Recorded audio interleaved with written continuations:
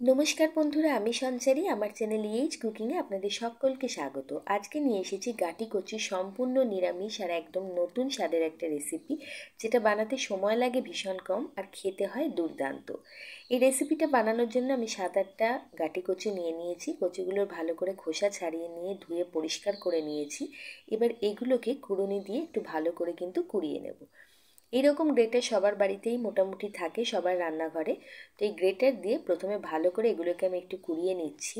এই রান্নাটা একদমই নতুন রকমের, খেতে খুব ভালো লাগে। গাটি কচু দিয়ে তো আমরা অনেক রকম রেসিপি খাই, তাই না? গাটি কচুর রসা, গাটি কচুর দম, গাটি কচুর ডালনা।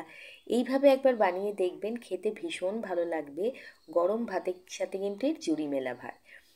খুব সুন্দর করে ঝিরিঝিরি করে প্রথমে কিন্তু গাটি কচিগুলোকে আমি কুড়িয়ে নিচ্ছি। আর খুব কম মশলা দিয়েই কিন্তু এই রান্নাটা আপনারা করে নিতে পারবেন। তো সম্পূর্ণ কচুগুলোকে আমি কুড়িয়ে একটা পাত্রে রেডি করে নিয়েছি। আর এর সাথে একটুখানি সর্ষে আর তিলও কিন্তু আমি বেটে নিচ্ছি। এই রান্নাটায় সর্ষে বাটা তিল বাটা মিক্স করলে কিন্তু রান্নার স্বাদ দ্বিগুণ হয়ে যায়। সেই জন্য মিক্সির জারে আমি প্রায় 3 চামচ মতো সাদা সর্ষে দিয়ে দিলাম। সাদা কালো যে কোনো সর্ষে নিতে পারেন। আর দিচ্ছি 2 চামচ পরিমাণ মতো সাদা তিল। সাথে একটা লঙ্কা দিয়ে অল্প একটু পরিমাণে জল দিয়ে আর একটুখানি 1 চিমটি নুন অ্যাড করে ভালো করে ঘুরিয়ে নিচ্ছি। নুনটা দিলে কি হবে, সর্ষে বাটার সময় একটু তিতো হবে না। তো সব কিছু ভালোভাবে মিশিয়ে একটা স্মুথ পেস্ট প্রথমে বানিয়ে রাখলাম। এইবার চলে যাচ্ছি রান্নার মূল পর্বে। গ্যাসের উপরে একটা প্যান বসিয়ে দিয়ে তার মধ্যে আমি দিয়ে দিলাম পর্যাপ্ত পরিমাণে সর্ষের তেল। আর রান্নাটা কিন্তু অতি অবশ্যই সর্ষের তেলে করবেন, তাহলে রান্নার স্বাদ খুব ভালো আসবে। তেলটা গরম হয়ে যেতে তার মধ্যে বেশ কিছুটা পরিমাণে কালো জিরে আর একটা গোটা শুকনো লঙ্কা ফোড়ন হিসেবে দিয়ে ফোড়নটাকে আগে কিছুক্ষণ ভেজে নেব। যেই ফোড়নটা ভাজার একটা মিষ্টি গন্ধ আসবে, তখন কুড়িয়ে রাখা গাটি কচিগুলোকে কিন্তু প্যানের মধ্যে দিয়ে দেবো। এখানে আমি একটা কথা বলে দিই, গাটি কচুর ভেতরে কিন্তু আঠালো ভাবটা বেশি থাকে। তো সেই জন্য যদি আপনারা ননস্টিক পাত্রে এটাকে করতে পারেন তাহলে বেশি ভালো, একদমই কিন্তু নিচে লাগার ভয় থাকবে না। এমনি পাত্রে করলে একটু আধটু কিন্তু নিচে এটা লেগে যেতে পারে। আমি এখানে ননস্টিক পাত্রে না, নর্মাল পাত্রেই করছি। আর এখানে আরেকটা কথা বলে দিই, রান্নাটা করার সময় গ্যাসের ফ্লেমটা কিন্তু মিডিয়ামেই রাখবেন। হাইতে করলে কিন্তু নিচে লেগে যাওয়ার চান্স বেশি থাকবে। তেলের সাথে গাটি কচিগুলোকে সমস্ত ভালোভাবে মিশিয়ে নিয়েছি। নিয়ে এর মধ্যে দিয়ে দিচ্ছি বেশ কিছুটা পরিমাণে নুন আর দিয়ে দিচ্ছি হলুদ। নুন দেওয়ার কারণে কচুটা ভীষণ তাড়াতাড়ি নরম হয়ে যাবে। এমনিতেই আমরা কচুটাকে এখানে কুড়িয়ে ব্যবহার করছি, ফলত এটা নরম হতে 2-3 মিনিটের বেশি সময় নেবে না। আর নুন দেওয়ার কারণে সেই কাজটা আরও তাড়াতাড়ি হবে।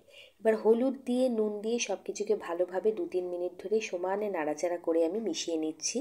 এবং 2 থেকে 3 মিনিট পর দেখুন, নাড়াচাড়া করতে করতেই কিন্তু এর পরিমাণটা অনেকটা কমে গেছে এবং খুব সুন্দরভাবে নুন হলুদ এর মধ্যে মিশে গেছে।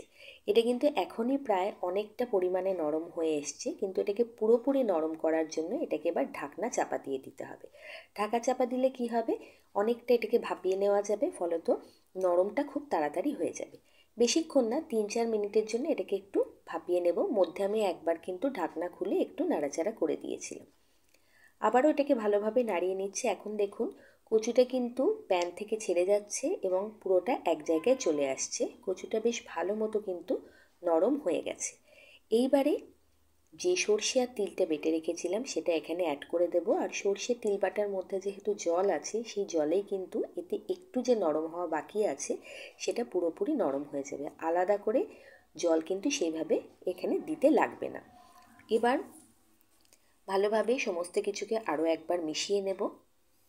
ভীষণ সহজ রান্না, খুব ঝটপট হয়ে যায়। কচু দিয়ে তো আমরা অনেক রকম রেসিপি ট্রাই করেছি। এই রেসিপিটা যদি না ট্রাই করে থাকেন, আমি বলবো একবার অবশ্যই করে দেখবেন। বাচ্চা থেকে বড় সবাই খুব ভালো খাবে।